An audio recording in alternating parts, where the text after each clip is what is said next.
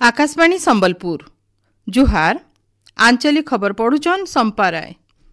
भुवनेश्वर लोकसभा भवन convention centre ठाने आज निजुक्ति मेला हेबा।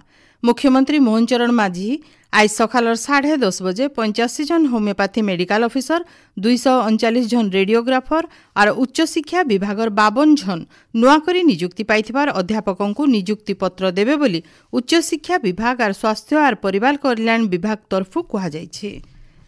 राज्यर कोरापुट बलांगीर पुरी बालेश्वर जाजपुर अनुगुल और मयूरभंज नर्सिंग कॉलेज खुलबा। मुख्यमंत्री मोहन चरण माझी आबाकाल इसबू नर्सिंग कॉलेजर शिलान्यास करबे। फी कॉलेज लगी 10 कोटी करी मोट 70 कोटी टंकार बजेट थी व्यवस्था करा जायछि। इसबू कॉलेज मान के फी बछर 60 जन लेखा छात्र छात्री ना लेखाबार सुजोग पाइबे और इसबू कॉलेज नु फी बछर 420 जन छात्र छात्री पास करबे।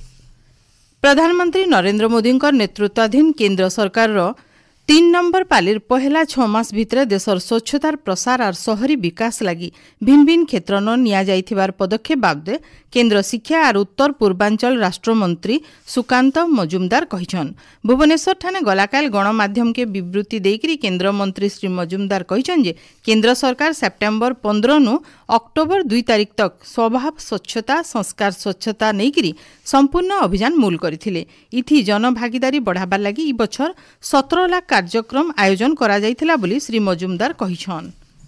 भारतीय उपकूल समुदाय ECRICC प्रकल्पर राज्य परिचालना यूनिट तरफु भुवनेश्वर राज्य ग्राम्य उन्नयन प्रतिष्ठान SIRD न गलाकाल कंकड़ा चाष करुथबार चाषी और रप्तानीकारी मानकर सम्मिलनी हो जाइछि। ECRICC राज्य प्रकल्प निर्देशक प्रेम कुमार झा सम्मिलनी के उद्घाटन करी राइजे माछ चाष क्षेत्र के बरकस करबार थी कंकड़ा चाषर गुरुत्वपूर्ण भूमिका बाबदे आलोकपात करथिले। उपकूल इलाकान स्थानीय गोष्ठी समुदाय और आय लगी स्थायी उत्स हेबार थी सुनिश्चित करबार बाबदे आलोचना करा जायथिला। इन जनै दिया जाय पारे जे केंद्र सरकार परिवेश जंगल और जलवायु परिवर्तन मंत्रणालय देखरेख थी राज्य सरकार जंगल परिवेश और जलवायु परिवर्तन विभाग तरफु राज्यर पुरी गंजाम केन्द्रापड़ा और बालेश्वर जिलार 7टा इलाकान इ प्रकल्प कार्यकारी करा जाउछि। भारतर दोमाराजु गुकेश नुआ विश्व चेस चैंपियन होइछन।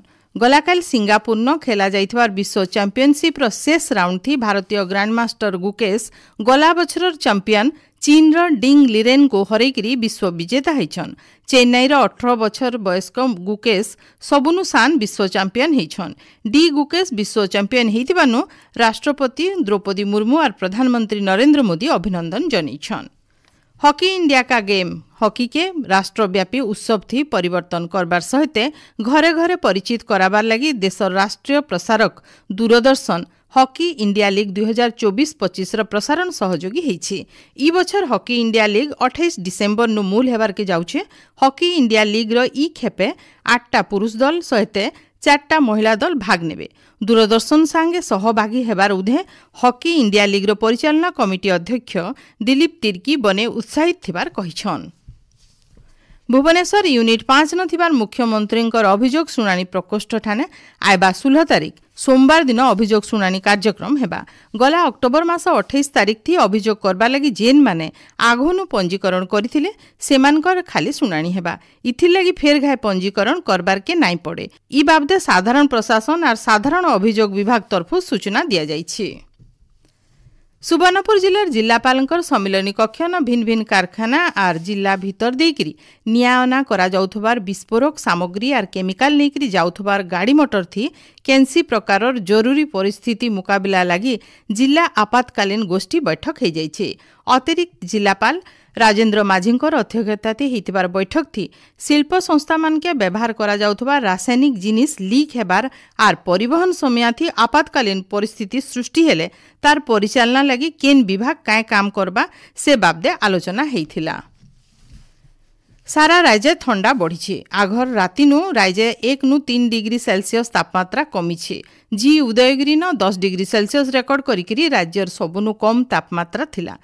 20 तारिख उतरू राज्य ठंडा बढ़ी पारे बोली पाणीपाग विभाग अनुमान करिछि। एछनिर आंचलिक खबर इन शेष होला। आर भेलर आंचलिक खबर सुनी पारबे राति 7:02 थी। जुहार।